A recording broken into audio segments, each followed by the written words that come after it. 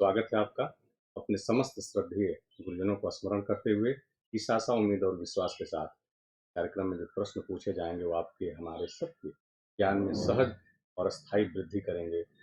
लेता हूँ प्रश्न। प्रश्न है, निम्नलिखित में से कौन प्रोटीन का अनिवार्य घटक है? विकल्प ए है जिंक, विकल्प बी है नाइट्रोजन, विकल्प सी है लोहा और विकल्प डी है तांबा। क्या होगा इस प्रश्न का सही जवाब? देने की कोशिश करिए। उम्मीद करता हूं कि आपके द्वारा जो उत्तर चुना जाएगा वो सही ही होगा। कोशिश करिए। प्रोटीन के अनिवार्य घटक को पूछा गया है। घटक यानी कि जिन जिन की भूमिका है प्रोटीन के संगठन में, वो कौन से हैं, कौन से तत्व हैं जो प्रोटीन के लिए एक अनिवार्य घटक का काम करते हैं।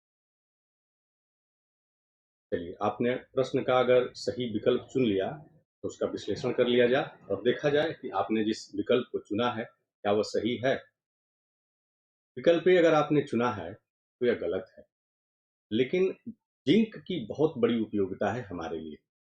जिंक हमारे शरीर को रोगों से लड़ने में एक अत्यंत महत्वपूर्ण भूमिका अदा करता है। शरीर की रोग प्रतिरोधी क्षमता को यह मजबूत करता है जिंक। अगर आपने लोहा चुना ये भी गलत है, लेकिन लोहे की भी भूमिका बहुत महत्वपूर्ण है हमारे शरीर के लिए। लोहा हीमोग्लोबिन के केंद्र में पाया जाता है कि नाभिक में पाया जाता है।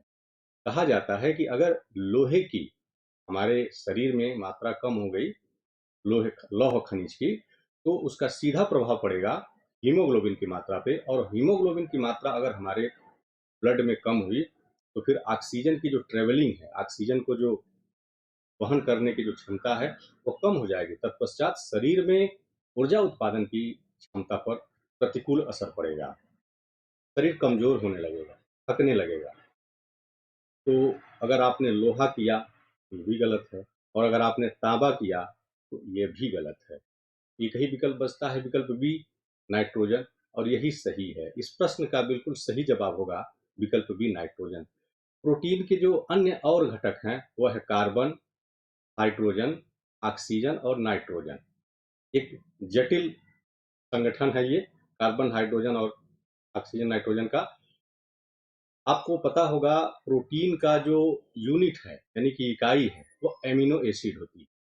एमिनो एसिड प्रोटीन की इकाई होती है, इकाई मानी जाती है। प्रोटीन को शरीर तो हमारा कोशिकाओं से बना हुआ है, तो कोशिका में जो जीव द्रव्य होता है, जीव द्रव्य में प्रोटीन पाया जाता है। प्रोटीन का जो संश्लेषण होता है वह राइबोसोम नाम के एक कोशिकांग में होता है। तो ये राइबोसोम की जिम्मेदारी है और राइबोसोम के जिम्मे है कि वह शरीर में कोशिकाओं में प्रोटीन का संश्लेषण। प्रोटीन के जो स्रोत हैं वो अति महत्वपूर्ण हो जाते हैं जीवन के लिए। तो शाकाहारी और मांसाहारी दोनों प्रकार के स्रोत हैं। मांसाहारी में मीट हो गया, मछली हो गया, ये प्रोटीन के बहुत अच्छे सोर्स माने जाते हैं।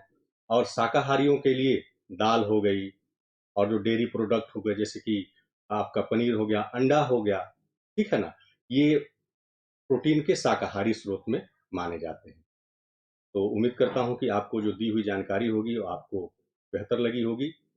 इस आशा, उम्मीद और विश्वास के साथ कि परीक्षाओं में आपके काम आएगी। तब तक के लिए अब इस कार्यक्रम को समाप्त करने की अनुमति दीजिए। मिलता हूँ एक नए प्रश्न के साथ, एक नए विषय के साथ। तब तक के लिए बहुत बहुत धन्यवाद, बहुत बहुत आभार।